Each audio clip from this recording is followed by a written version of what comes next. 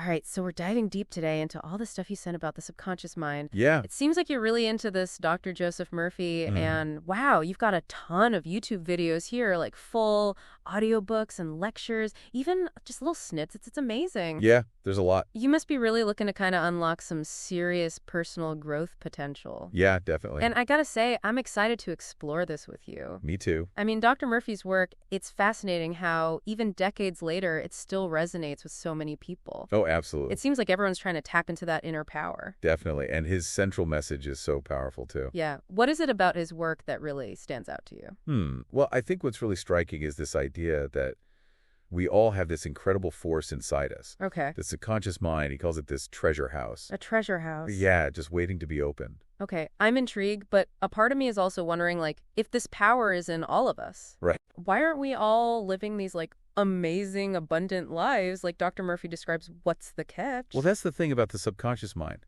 Okay. It's not inherently good or bad. It's like fertile soil.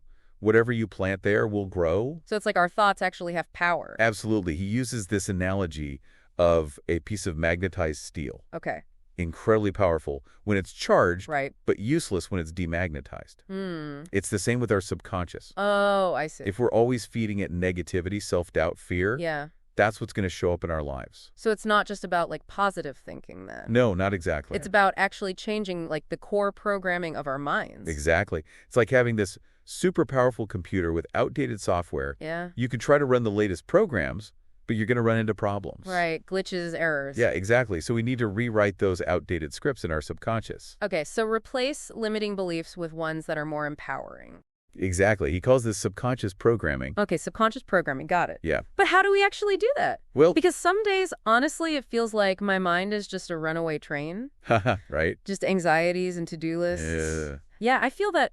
Where do we even begin with this reprogramming thing? Well, Dr. Murphy, he offers a few different techniques. Okay. One that comes up a lot is the power of affirmations. Affirmations. Okay. Yeah, you basically create specific statements that align with what you want. Right. Whether it's health, success, relationships, even overcoming fears. Okay. The key is to repeat these affirmations consistently and really feel them as you say them. So what, instead of saying I'm terrible with money, Right. I might say I am attracting financial abundance into my life. Exactly. And the more you embody that statement, Yeah. the more your subconscious mind starts to accept it as truth. Okay. And that ultimately shapes your actions and brings those opportunities to you. That makes sense, but I've tried affirmations before. Yeah. And sometimes they feel kind of cheesy, like you're Right. just saying words without really feeling them. Yeah, you've hit on a really important point, Dr. Murphy stresses. It's not just about mindless repetition. Okay. You have to feel the emotion, the conviction behind the words. Okay, so really believe it. Yeah, he often suggests visualizing what you're affirming. Create a vivid mental picture of yourself already living in that reality.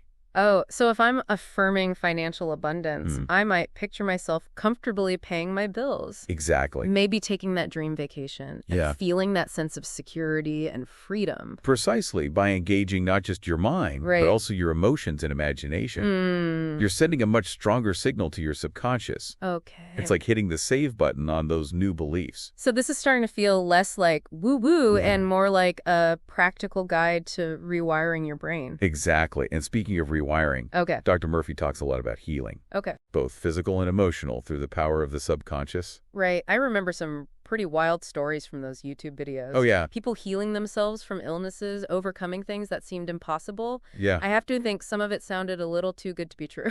It's important to approach those stories with a critical mind, of Sure. course. Dr. Murphy isn't saying we should abandon traditional medicine, Okay. but he's highlighting how important the mind is in healing. Yeah. He says many illnesses are psychosomatic, Okay. meaning they start or are made worse by negative thoughts, stress, and suppressed emotions. So like the mind can create an environment inside us that Yeah. either helps us heal or makes us more likely to get sick. Precisely. And he gives some pretty interesting examples. Okay, like what? Well, he talks about a doctor who healed a lung tumor Wow. just by constantly thinking about the spiritual perfection of his bot. Mm. And he mentions a woman who found her ideal partner Oh, wow. by visualizing him in detailed personality, looks, even how he made her feel. Okay, I have to admit that visualization technique sounds kind of interesting. Yeah. Who wouldn't want to manifest their perfect partner? Right, but it goes beyond romantic relationships, too. Okay. Dr. Murphy says our thoughts and beliefs about any relationship, family, friends, coworkers, Right. They all shape our experiences. So it's like our thoughts become our reality. Exactly. He even suggests that by changing how we think about someone, Okay. we can change the whole relationship dynamics. So instead of focusing on how annoying my coworker is, Right. I could try to see their good qualities and Yeah. picture us working together more harmoniously. Exactly. It might sound simple, Okay. but the subconscious mind doesn't really know the difference between reality and imagination. Hmm. So when we consistently feed it positive images and beliefs, Yeah. it starts to make those changes happen in the real world. Okay, my mind is officially blown. Huh. But tell me, if this subconscious programming is so powerful, Yeah. does that mean we're all just walking around unknowingly manifesting bad stuff? That's the thing about the subconscious mind. Okay. It's a double-edged sword. Right. It's always absorbing information, both conscious and unconscious, from everything around us. Okay. Our experiences, our environment, even our own thoughts. So it's like a sponge. Exactly. That's why Dr. Murphy says it's so important to become aware of our thought patterns. Challenge those limiting beliefs and consciously choose to plant the seeds of what we truly want. I'm starting to see why this whole idea of the subconscious is so popular. Yeah. It's both empowering and a little terrifying at the same time. Absolutely. But Dr. Murphy wouldn't want us to be afraid. Right. He believed in the good inside each of us. Okay. And he saw the subconscious as this tool to unlock our potential, Okay. to create lives full of joy, abundance, and love. This has been a great start. Yeah. I'm so curious to learn more about Dr. Murphy's techniques. Me too. For tapping into this power, what else did you find in these sources that might help us navigate this inner world? Well, one thing that really stood out to me in these sources Okay. is how Dr. Murphy applies these principles to abundance and success, Yeah. especially like financial abundance. Right, because that's something a lot of people are interested in. Oh, for sure. Myself included, but I have to admit, Yeah. whenever I hear people talk about manifesting money, it always feels a bit superficial. Right. Like it's all about getting rich quick. I get that, but Dr. Murphy's teachings go deeper than that. Okay. He actually says we shouldn't focus too much on just the material aspect of money. He sees money as a symbol Okay, a symbol of what? of freedom, security, the ability to experience more beauty and abundance in life. So it's not really about the money itself. Not exactly. It's about what it represents and the doors it opens. Right. And he talks about this idea of cultivating a prosperity consciousness. A prosperity consciousness. Yeah, basically believing that you deserve abundance and that the universe wants to support you. That sounds amazing, but how do we actually shift our mindset from scarcity to abundance? Yeah, especially if we've always been told that money's hard to come by. Well, Dr. Murphy has this interesting analogy. Okay, I love analogies. He says our minds are like bank accounts. Every time we think or say things like, I can't afford that, or money doesn't grow on trees, Yeah. it's like we're making a withdrawal from our mental bank of abundance. Oh, so those negative thoughts are actually like depleting our prosperity balance. Exactly. And on the flip side, Okay. every time we affirm our worthiness, express gratitude, visualize an abundant life, Yeah. it's like we're making a deposit into that account. Okay, so instead of focusing on what I don't have, I should focus on what I do have and be thankful for it. Exactly. And here's where it gets really interesting. Okay. Dr. Murphy says we can write checks to ourselves with our thoughts. Write checks with our thought. Yeah, but he warns against writing blank checks to poverty. Oh, by dwelling on lack and limitation. Exactly. So instead of saying, I'm broke, Okay. you might say, I am open to receiving unexpected income. I like that. And by consistently affirming those beliefs, Yeah. it's like we're sending a signal out to the universe, attracting those opportunities to us. So this ties back to subconscious programming. It does. Replacing those old limiting beliefs about money with new empowering ones. Exactly. And it's not just about affirmations either. Okay. Dr. Murphy emphasizes taking inspired action. So it's not about just sitting around repeating affirmations. No, he wouldn't want us to just expect money to fall from the sky. Right, we have to actually do something. Exactly. It's about aligning our actions with our beliefs. So taking steps toward our goals, pursuing opportunities, being open to new possibilities. Exactly. It's about the inner and the outer working together. That makes a lot of sense. And, another area where Dr. Murphy's teachings really stand out Okay, what's that? is in relationships. Oh, relationships. He talks a lot about how our subconscious beliefs shape how we interact with others. Especially in romantic relationships. Yeah, especially This is fascinating because relationships can be such a source of joy and frustration. absolutely. I know I've definitely brought my own baggage into past relationships. We all have. And Dr. Murphy would say Yeah. that those insecurities, those fears of rejection or abandonment, they often come from subconscious beliefs that we might not even be aware of. So how do we even uncover those hidden beliefs and reprogram them? He encourages introspection. Introspection. Yeah, taking time to look at our past relationships, identify patterns, Okay. and ask ourselves, what beliefs might be driving these experiences. Hmm.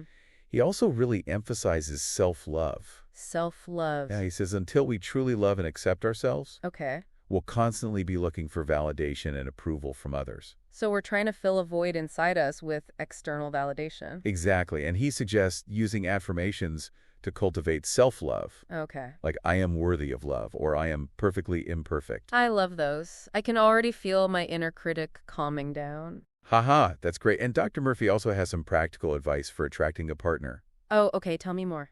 He says to create a clear mental picture of the qualities you want, Okay. not just physical attributes, but also personality values, shared interests. So instead of looking for someone tall, dark, and handsome, Right, I might visualize someone kind, compassionate, who loves hiding like me. exactly. And he says it's important to feel the emotions that come with having that kind of relationship. Okay. Feeling loved, supported, understood. That sounds like a much better way to approach dating. He also says we shouldn't get fixated on one specific person. Okay. Let go of attachment to the outcome and trust that the universe will bring the right person at the right time. So it's about surrendering control and having faith in the process. Exactly. And speaking of relationships, Yeah. Dr. Murphy has a lot to say about dealing with challenges that come up in any close partnership. Right, because no relationship is perfect. Absolutely. We all have our quirks and flaws. And Dr. Murphy says those flaws often come from unresolved issues or limiting beliefs. Yeah, he encourages couples to approach conflicts with compassion and understanding,